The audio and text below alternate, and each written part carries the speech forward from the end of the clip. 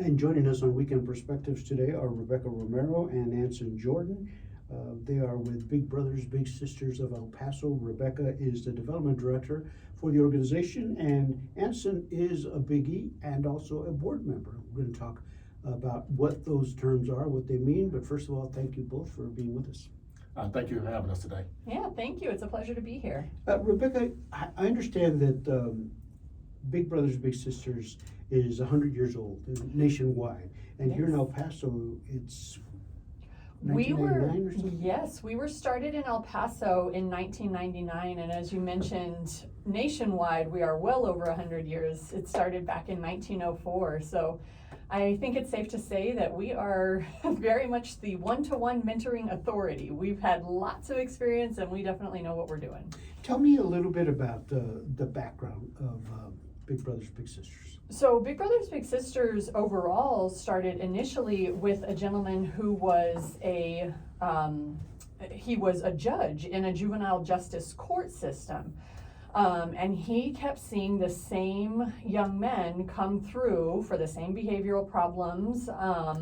And he thought there has to be a better way. He saw that they didn't really have any sort of father figure or solid parental guidance. And he thought there has to be someone who steps in and points this young man in the right direction, or these young men in the right direction. And he happened to be part of a men's group. And so he gathered up the men in his social club and said, hey, let's be great influences on these young men and show them that there's a better way rather than this life of crime that they are leaning towards. And that is how it started, very organically. And it initially was simply Big Brothers. And then a few years later, they said, hey, little girls need help too, and so they made it Big Brothers Big Sisters, and the rest is history. And it has absolutely changed thousands and thousands and thousands of lives, not just of the youth served by the program, but also the mentors that step up as volunteers. It becomes such an intrinsic, powerful movement in their own lives as well.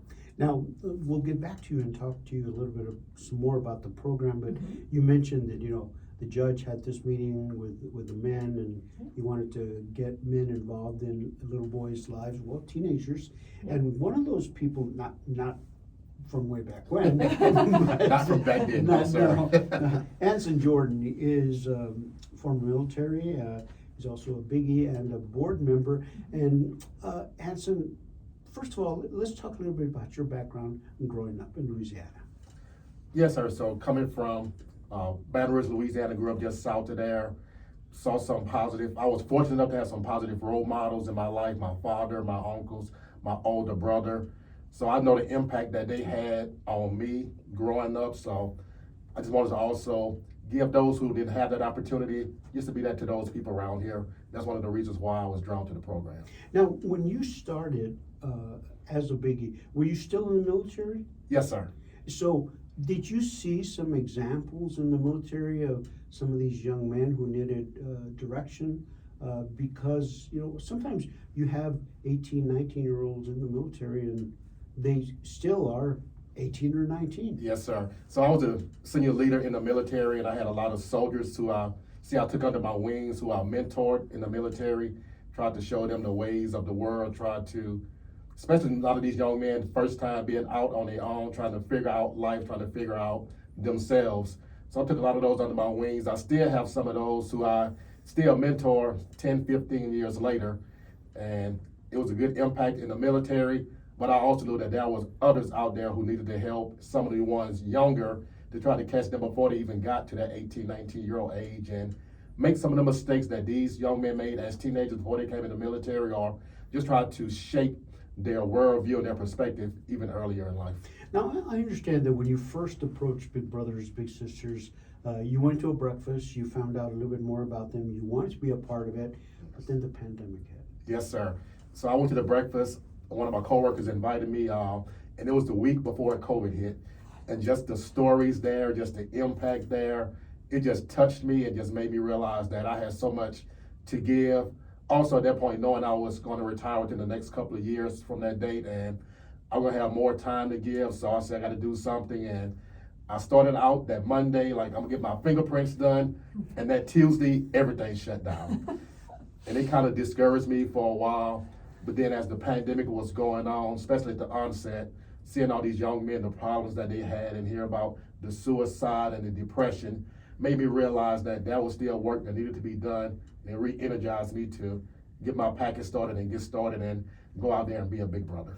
And once you started, what did you think when you met this young man for the first time? He met you. When I first met, I've had two little brothers in the program so far. The first one moved out, but my first one, Christian, I thought I was gonna have a great impact on him, not realizing he probably had a greater impact on me. Just seeing him come out of his shell, seeing him grow. In a couple of years, he started out, he was 6. I had him for 2 years. Watching him mature, those young age and school-wise, and just the impact he had on me was, I think, even greater than I think I had on him. So very worthwhile experience, and I would encourage anybody to go out there and to make sure you do it. It doesn't take a lot. We say it take a little to be big, and I just hope that others will go out there, just a little bit of time, a little bit of effort, and you think you're influencing them and impacting them so much, but in reality, they have a greater impact on you. Rebecca, Anson just talked a little bit about the pandemic, and I'm wondering, how did that affect you all? It actually affected our program deeply. We did persevere and continue to serve the youth of the community in any capacity that we could, which meant, lots of Zoom interactions between bigs and littles and lots of virtual events. We would actually host group events and activities. We would have people just safely and with masks pick up Valentine kits, for example, and then they'd go home and then we'd join on Zoom and everyone would show the crafts that they were making. So we really adapted as best we could, but where the pandemic really affected us is our volunteer numbers dropped significantly due to COVID.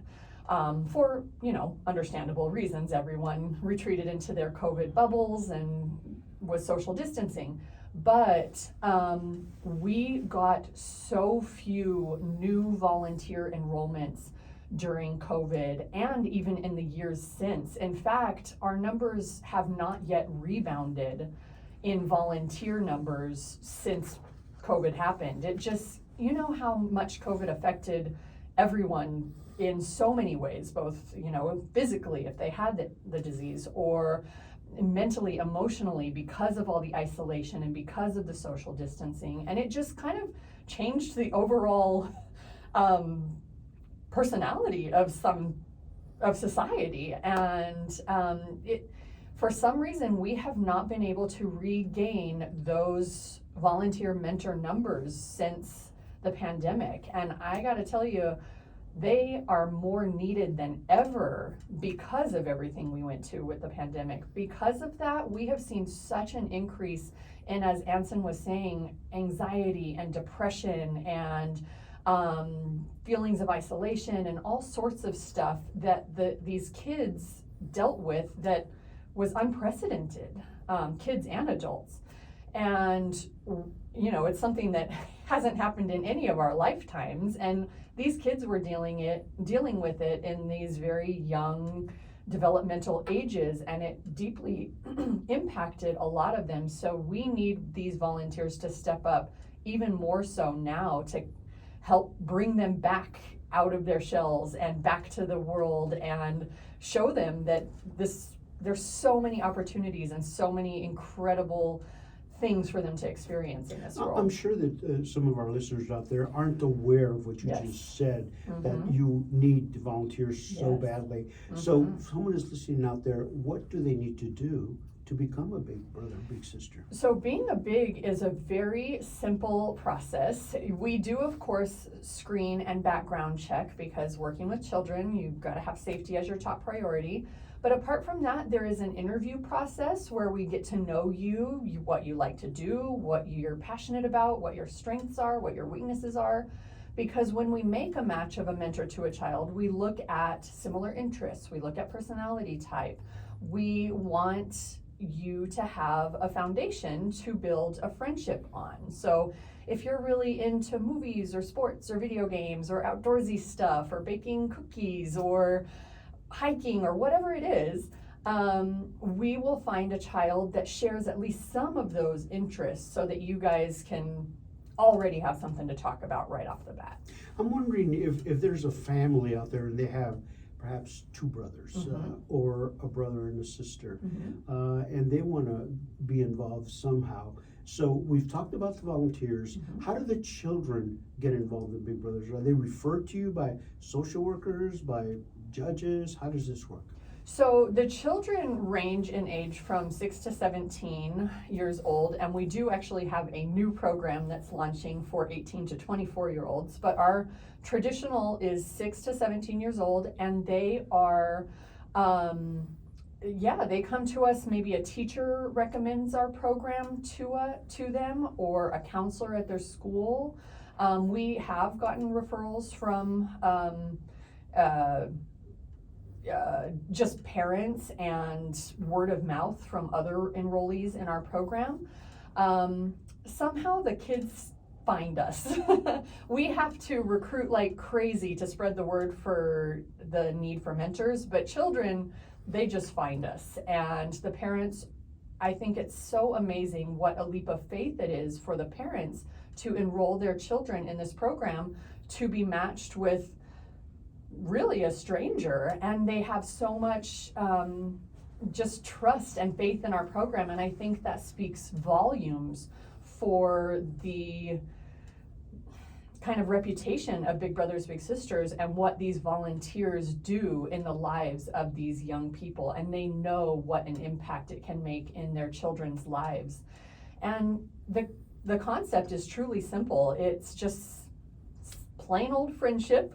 You just make a match of a mentor to a child, and they get together a couple times a month to do whatever it is they both enjoy. They can go out for an ice cream after school and have a nice chat. They can go kick the soccer ball around at the park. They can play video games together. They can go grocery shopping together to get the ingredients for grandma's famous cookies, whatever it is. We encourage these mentors to just incorporate these kids into whatever it is they're already doing, because in many cases, it's going to be a new experience for this child.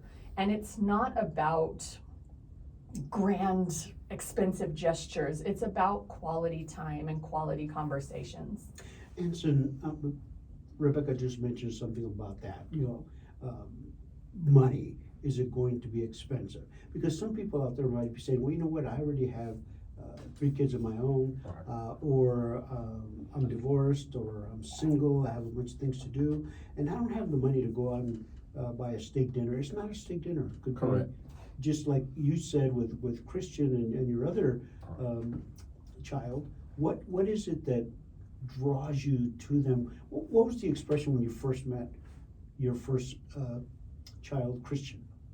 When I first met Christian, it was an exciting feeling. I think his mom was surprised because she thought he was going to be really in his shell, but we connected right away. We were just talking right away, and she was just looking in awe, like he never talked like that to anybody. But we just had that connection, found a common bond, and even the time we spent, it wasn't about the money. There were a couple times, and I let him choose the events he wanted to do. He wanted to go to the park. We kicked the ball around. We got water guns. We played with water guns. He just wanted to play tag in the park. So just that time. Another time he wanted to go to the library and just read books. So just having that opportunity just to read books and help him with their homework and do things of that nature. So it's not about the money aspect. And even with my current big, he plays basketball for one of the schools around here. So just going to his basketball game and seeing him be excited that I'm at his game, and just talking to him afterwards, or in the summertime before school started, playing basketball in the park. Just those small type of gestures and spending that time with them, that one-on-one time. That's what they are looking for. They're not looking for the money and the grand things of that nature.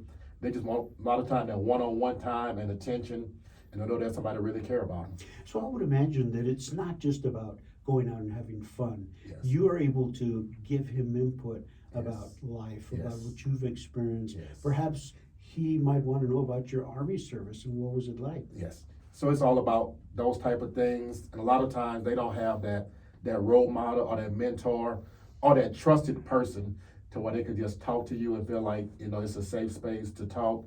So a lot of it is about life. Like I said, my first little, he was 6. My current little, he's older, he's 17. So just giving him those life experiences, preparing him for life, talking to him about sports, and not just the sports that's out there to play the game, but for the character development and for the team building, and just how to make him prepare him to be a great citizen for going on the outside and take advantage of education and how to start now for the future that you want. Rebecca, we've been talking about big brothers, the men, the little boys, the young men. We haven't mentioned the ladies. Let's talk a little bit about big sisters. Well, I think it's actually good we've been focused on the big brothers, because really we have a disproportionate number of women that volunteer compared to men. We need those men to actually step up a little bit more. We need men like Anson that are just so excited and passionate about sharing their experiences with one of these youth. And we actually have, again, a disproportionate number of boys on the waiting list versus little girls, because, you know, many of these young men are in a sometimes female-headed household, be it a single mother or living with aunt or grandma, or maybe they just have sisters, and they're really craving that kind of male bonding time. And it is so important that men out there get this message that we need you all as volunteers, and you get to, as you've heard Anson say, you get to go and have fun and be a big kid again. And it's such an incredible experience for both of them. And that is not to diminish any of our incredible big sisters, though. We have phenomenal women who volunteer for our program and make such a difference in the lives of their littles. And we have so many incredible stories of them. Just one that I can think of, a young woman was mentoring a teenage girl, and through very difficult things, the teenage girl had experienced abuse and lost her mother when she was a child due to cancer, and then she was now being raised by her grandmother. And this big sister, she took her on when she was a young single woman, and then throughout the life of their mentoring relationship, the woman got engaged, got married, got pregnant, had a baby, but through it all, she still maintained that special relationship with her little sister. And it is so beautiful to see how these relationships that we form at Big Brothers Big Sisters become these lifelong bonds for these people. And it's the most feel-good work. Anson mentioned that his biggie now is 17 years old. Mm-hmm. And the rules were, I guess, it stopped at 18, 6 to 18. Yes. But a person does not stop needing somebody when they turn 18. And you're working on that. We are working on that. We are very excited about a pilot project that we have. It's funded by a foundation called the Aspen Institute, and it's called Big Futures. And so it is focused on that often forgotten age group of 18 to 24-year-olds, where they're not quite full-on adults yet. Although I still don't feel like a full-on adult, and I'm 41. But it focuses on helping those youth, guide them in like the next steps into adulthood. Be it, we focus on the 3 E's, whether that's education, employment, or enlistment in the military. And we offer all types of workshops monthly for these youth that are going to be in the Big Futures program, on all things adulting, like how to build a healthy credit, how to apply for financial aid, how to get yourself into an apartment or housing. All those things that you just kind of have to bumble your way through and figure out on your own. We're trying to help guide them in those steps. And then we have wonderful partners in this project with Western Tech, providing all sorts of really incredible IT certifications. We've got El Paso Community College, and they have a program called Grow with Google, which also helps with really great digital skills for this very digital world. And we're getting referrals from it for the program from UTEP, thank you, to shout out to UTEP, and from Borderplex Solutions. So we're really, really excited for this project and to broaden our services to that population. And what's special about it is that the youth that are already in our program that do turn 17, 18, and age out, they can now continue with our Big Futures program.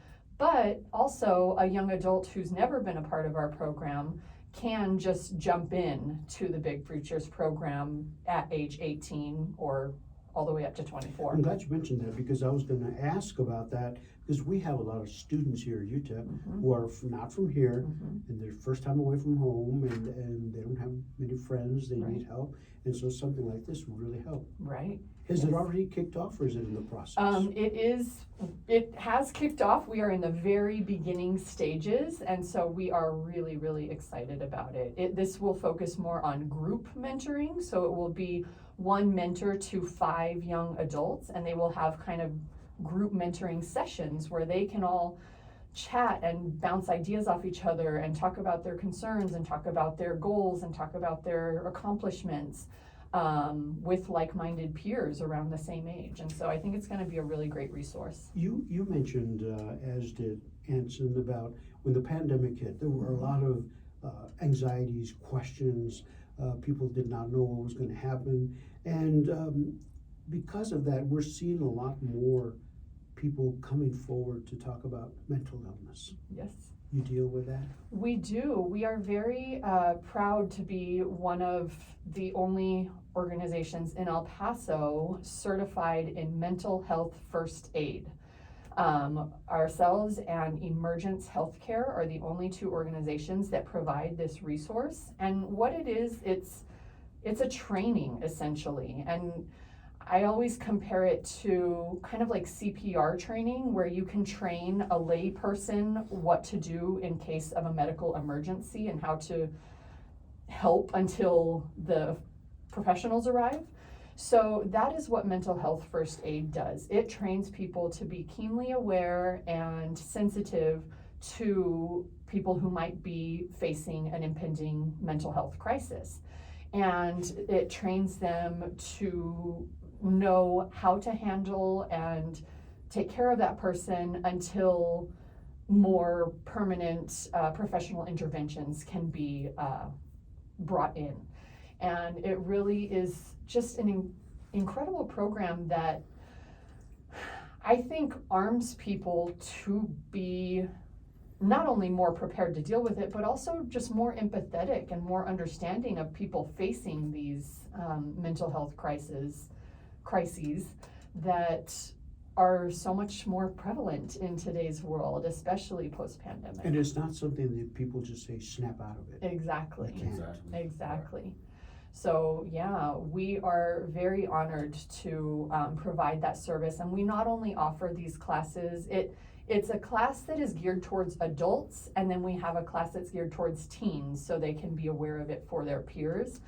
And so the class that's geared towards adults teaches how to notice it in adults, teens, and youth, just to be aware of everyone around you. And we offer this service this training to, of course, all of our participants, the parents in our program, the volunteer mentors in our program, but we have also worked with high schools to offer it to juniors and seniors. We have worked with different organizations, businesses that have actually reached out to us and said, hey, we want this training for our employees, kind of as a employee development. And what a wonderful thing to offer for employees. One of the things that people really don't want to talk about, they say, well, that it's over now, we don't have to worry about it, that's opioid crisis. And I recently, this last week being Super Bowl weekend, I heard an interview with Emmett Smith, cowboy, who was talking about the importance of making people aware about this and handing out Narcan to all these people who might need it. Tell us, both of you tell us a little bit about the importance of this and what you all are doing as an organization. Sure, I'll take the reins on that one. This opioid prevention project that we just received funding for, we are really honored to be a part of this because it is such an important fight in this opioid crisis. This is a partnership with an organization called Aliviane here locally in El Paso, and they are experts in substance misuse and substance abuse. And we are working with them to provide all sorts of training and prevention opportunities, and even resources for someone already struggling. And so it is, of course, our side of it is to really make these youth in our program aware of the dangers and just to make sure that they know truly how dangerous it can be and how to kind of steer clear of it. Anson, is that a topic that comes up with your bigs? It is a topic, and it's a topic that needs to be discussed. I think there's a stigma that isn't an issue in this area. I mean, going on with the opioid issue, going also back to the mental health. I think the stigmas kind of take away from it, but I have an approach, what I call EAT, E-A-T, education, awareness, and training. And we got to educate, each other like we're doing throughout the program. Make people aware that these issues are going on in our communities. Some are naive, think it don't happen and it's not around here. We need to be worried about it. But the youth are being faced with these different type of crises, and we need to educate ourselves and be aware, and then go to the training portion of it as far as the training tips, the prevention tips, how to avoid this, how to educate about it, and what's needed. So it's conversation that we are having because it needs to be had, and I think we need to get past the stigma or the idea that this is not affecting our community when really it is. Before we wrap up the program, people listening at home, especially the parents of the biggies, the little kids, they might be worried about, well, is this person going to take over my parenting skills, or I don't know if I trust them or not. What would you say to someone out there who's thinking about becoming a biggie, but they have some of those concerns? I would say that is not a concern at all. We are not trying to take over. We're trying to supplement and help and aid the parents. For both of my littles, I had a good relationship with the parents to see if the things we are talking about to reinforce maybe some topics they wanted me to talk about, and just as a check-in. So I'll deal with the parents. I'll talk to the parents, like, how can I better help you and serve you as well? So we're not there to take over, but we are there to assist and aid the parents and just empowering our youth. Before we leave, Rebecca, is there a website or a phone number people can call Absolutely. to volunteer? Yes, and please volunteer. Everyone who hears this, Please. We need volunteers. We have about 100 youth on the waiting list for a mentor. And as I said, it's so simple, just twice a month on your own schedule, having your own kind of fun. It's great. But you just go to BBBSEP.org. That's Big Brothers Big Sisters El Paso.org.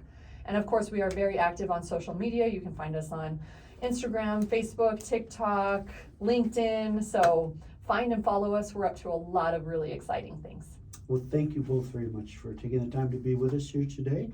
We have been visiting with Rebecca Romero and Anson Jordan with Big Brothers Big Sisters of El Paso. If you need additional information, if you're looking to volunteer, become a big brother, you can go to bbbs.org.